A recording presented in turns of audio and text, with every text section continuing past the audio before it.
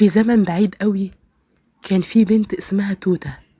توتة دي بتحب جدها جدا، وكانت في كل ليلة بتحب تقعد جنبه في البلكونة القديمة على طول، اللي ريحتها ياسمين وفل، والهوا يعدي عليها كأنها بيحكي لها حكايات من الدنيا كلها.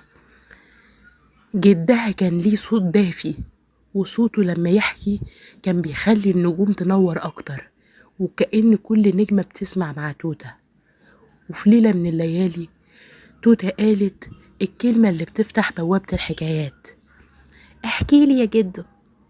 ابتسم جدها وشاف اللحاف اللي على ركبته، وشد اللحاف اللي على ركبته وبص للسما اللي مليانة نجوم، وقال بصوت هادي: طب اسمعي يا توتة، النهاردة هقولك حكاية نجم، مش أي نجم، لأ، ده نجم كان ليه سر كبير.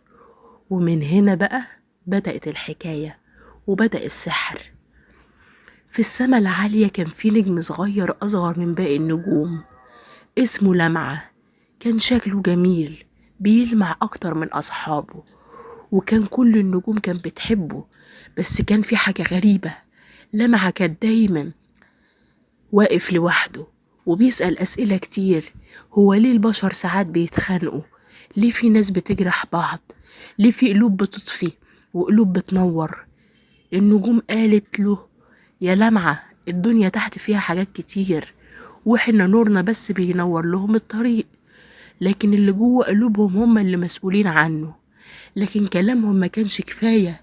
لمعة كانت طبيعته فضولية، قلبه صغير بس واسع زي السما، وكان عايز يفهم ويشوف ويجرب.